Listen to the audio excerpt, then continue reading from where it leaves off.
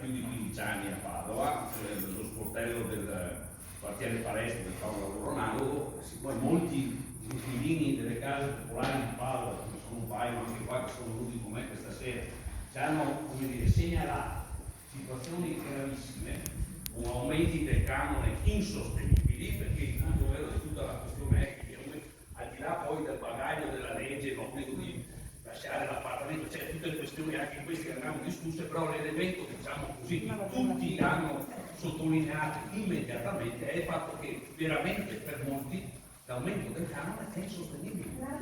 Cioè, perché c'è gente che proprio non ce la fa, cioè non ce la farà a pagare l'affitto, come viene calcolato sulla base di quel famoso IRPEF, che funziona sulla base di un algoritmo, quindi una cosa un po' complicata per la gente normale, e che comunque ha prodotto questo fatto. C'è gente che ha 500-600 euro di reddito al mese che paga, che ha avuto aumenti di 60-70 euro dell'affitto, che vuol dire cifre che sono insostenibili materialmente. Non è che qua stiamo parlando di un aumento così, siamo proprio parlando di molta gente materialmente non ce l'ha, non sono sostenibili.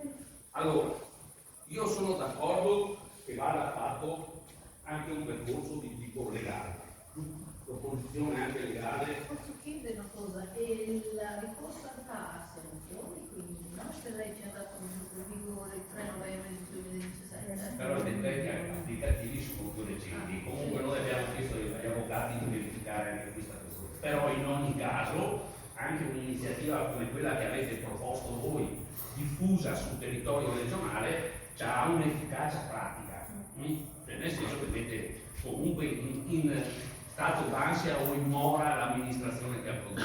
Però io penso che l'unico modo, l'unica battaglia giusta da fare è quella di chiedere l'abrogazione e il ritiro di questa legge, perché è profondamente iniqua, perché colpisce, perché tutti noi sappiamo chi vive nelle case popolari, molta gente non ha grandi difficoltà, molti sono anziani, molti sono pensionati, molti sono anche monogenitoriali, cioè anche famiglie con un solo componente che percepisce un reddito, e tutti quanti sappiamo quanto costa vivere al giorno d'oggi. Quindi anche un aumento di 50-60 euro che esiste su un reddito di 800-900 euro al mese è un sacco di soldi. Questa cosa noi pensiamo che vada ritirata, non c'è altro da discutere. Questa legge va abrogata, anche perché dietro questa legge ci sono alcuni ragionamenti che sono falsi, perché non è vero che c'è gente che sta nelle case popolari e che è straricca, perché quelli che superano un certo livello di reddito pagano già un affitto tecnico in casa.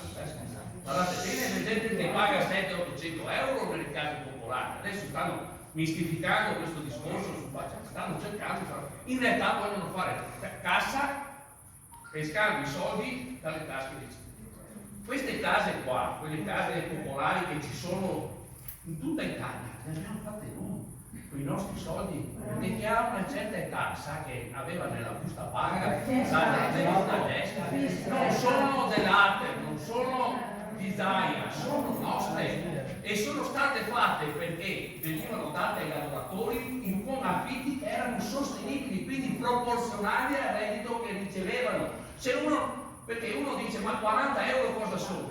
Se uno ha 300-400 euro al mese di reddito e deve tirare fuori altri 20 euro, non è una cifra piccola, è una cifra grande, perché tutto va letto in proporzione.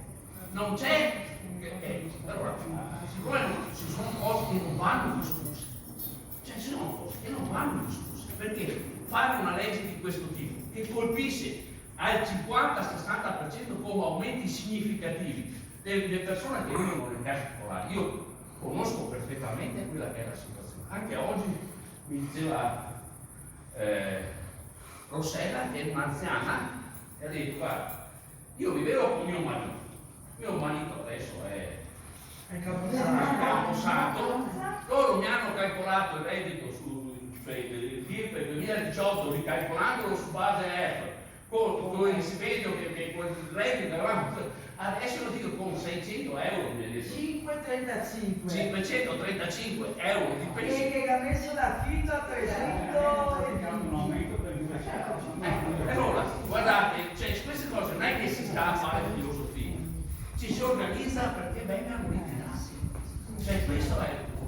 penso che vada fatto tutto, la pressione sul Consiglio regionale, chiedere a tutti quelli che stanno all'opposizione, a quelli che magari sono stati colpiti sulla strada di Damasco dal pentimento per questa opera ignobile, che hanno fatto a tutti, hanno chiesto di intervenire. Però la cosa più importante è che non dobbiamo dargli fretta.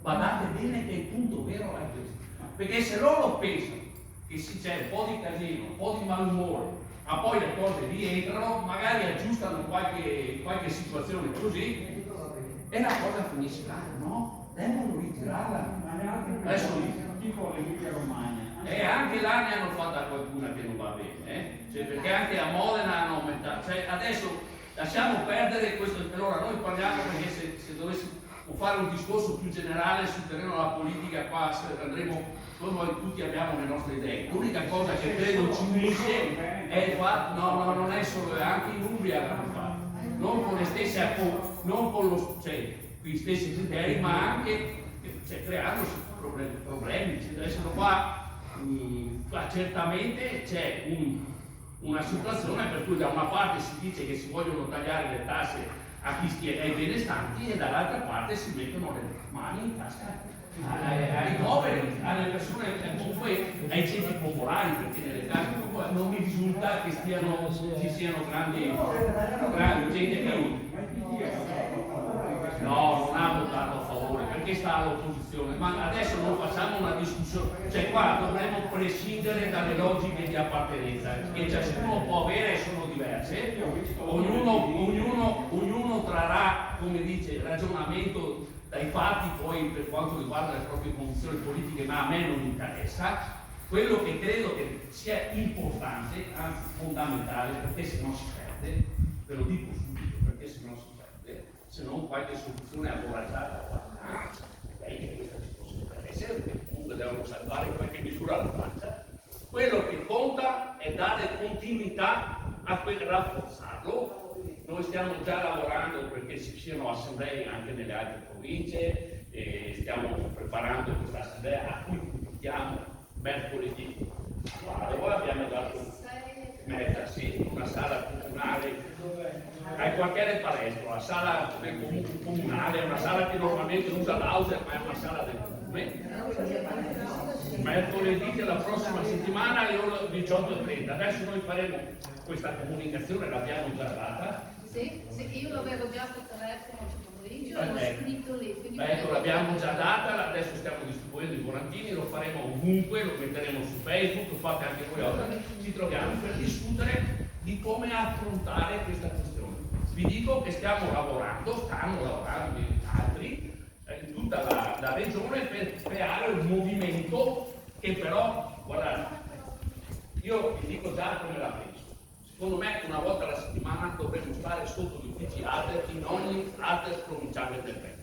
Loro devono capire che questa gente non molla, perché l'ingiustizia è così grande che non è accettabile, perché è un'ingiustizia grave, perché mette molta gente mi permetto il francesismo, mette in quella situazione molte famiglie e persone, e quindi bisogna reagire con continuità e usando tutti gli strumenti, però con un obiettivo chiaro: quella legge va ritirata. Dopo discutiamo, intanto la ritirata, perché finché la legge resta vigente, questa è la situazione con cui noi dobbiamo confrontarci.